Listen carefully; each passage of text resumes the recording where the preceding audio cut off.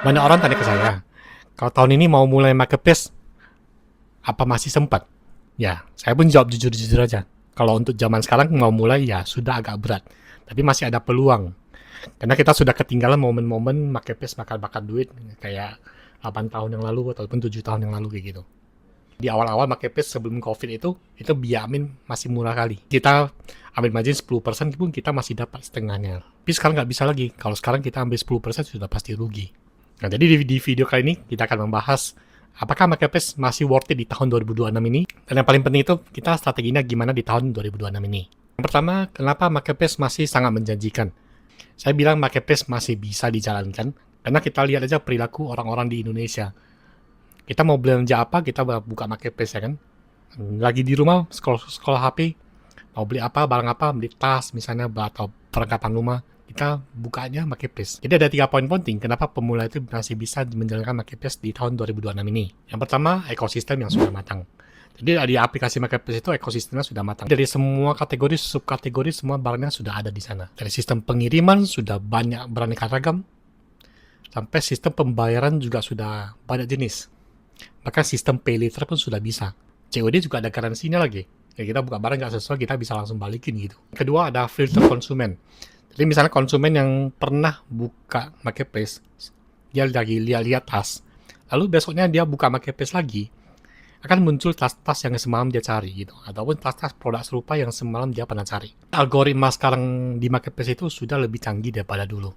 Jadi marketplace ibaratnya tahu nih pembeli sukanya lagi lihat produk apa gitu. Yang ketiga itu algoritma personal. Nah kalau misalnya kita di marketplace yang ada sosial medianya, akan muncul beberapa video-video tentang produk yang kita suka. Contohnya misalnya kita lagi cari tas, habis itu nanti konten-konten yang muncul itu akan tentang tas, supaya memancing kita untuk membeli barang itu gitu. Jadi toko kita itu harus sering-sering dioptimasi juga supaya kita bisa kena ke target audiens kita. Sekarang saya bahas yang pahit-pahitnya. Ada beberapa realita yang harus kita hadapi kalau mau buka marketplace di tahun 2026 ini. Jadi di tahun 2026 nih, bukan di zamannya tahun 2018, 19 gitu. Jadi kita tinggal upload produk, lalu tinggal tunggu pembeli datang. Udah gak bisa, karena sudah banyak orang yang melakukan cara seperti itu. Sekarang seller makin lama makin banyak. Maka seller-seller yang tutup juga sudah banyak gitu. Kalau kamu buka sekarang, kamu akan menghadapi 3 tantangan ini. Yang pertama itu namanya perang harga. Tahun 2026 ini banyak supply dari China langsung masuk ke marketplace. Jadi kita produk lokal sudah pasti kalah harga sama produk dari China itu. Jadi mereka masuk quantity banyak, mereka langsung jual ke marketplace. Jadi mereka itu bisa dapat harga beli yang lebih murah, jadi mereka bisa jual harga yang lebih murah juga. Jadi ibaratnya siapa pebisnis yang lebih kuat modal itu yang lebih untung. Nah yang kedua, biaya admin. Di zaman sekarang ini biaya admin sudah hampir tembus 20%. Sudah berbeda dengan biaya admin yang 5 tahun lalu, 6 tahun lalu gitu. Jadi kalau kamu mau tentukan harga jual, kamu potong dulu biaya adminnya. Kira-kira kamu bisa masuk nggak harga jualnya? Karena biaya admin sekarang itu sudah lumayan tinggi. Kecuali produk kamu itu produk kamu sendiri. Nah, jarang ada saingannya, itu nggak apa-apa. Yang ketiga itu adalah trust atau kepercayaan. Bagi toko baru, kita kan belum ada bintang, ya kan? Belum ada review. Jadi susah bersaing dengan toko-toko yang sudah lama, sudah ada reviewnya. Jadi kita sebagai toko baru harus bekerja lebih ekstra untuk supaya dapat bintang ataupun review di toko kita, supaya customer itu bisa lebih percaya sama toko kita. Nah, sekarang kita masuk ke strategi untuk pemula bagaimana. Apa yang harus dilakukan supaya pemula juga bisa dapat cuan di marketplace tahun 2026 ini? Nah, kamu harus punya produk yang spesifik. Kamu lebih pandai di produk apa, kamu lebih jago di produk apa, itulah yang kamu jual. Fokus ke kategori yang kamu pahami.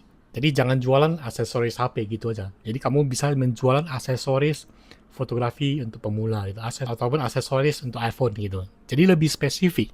Jadi jangan lagi main toko palu gada, semuanya ada gitu. Yang kedua, visual dan copywriting itu penting.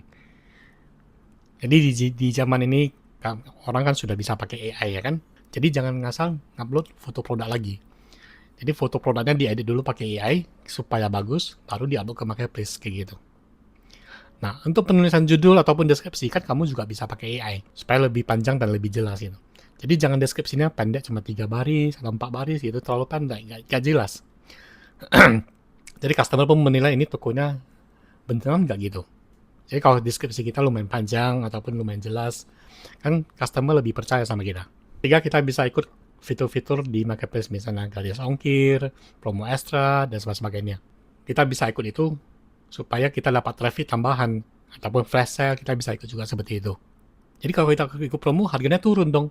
Ya kita bisa turunkan harga untuk 1-2 produk saja. Misalnya kontinnya kan kita jualnya banyak. Kita kasih promo 1-2 gitu aja, untuk memancing traffic aja gitu. Nah, kalau misalnya kamu ada budget lebih, kamu juga bisa pakai video ataupun live product. Jadi kamu bisa hire orang untuk membuat video untuk produk kamu, ataupun hire agensi untuk live kamu. Gitu. Kalau kamu tidak mau bingung tentang marketplace, kamu bisa juga hubungi nomor di bawah, supaya saya bisa langsung handle marketplace kamu. Kamu tidak usah bingung lagi. Estimasi toko, ngupload video foto produk kamu, sama live marketplace kamu, kita juga bisa handle. Jadi kesimpulannya, apakah di tahun ini masih bisa kamu baru mulai jualan di marketplace? Jawabannya bisa. Tapi kamu tidak boleh pakai cara lama lagi. Kira-kira apa kendala kamu untuk memulai jualan di marketplace di tahun ini? Yuk komen di bawah. Saya Hendy Hui, sampai jumpa di video selanjutnya.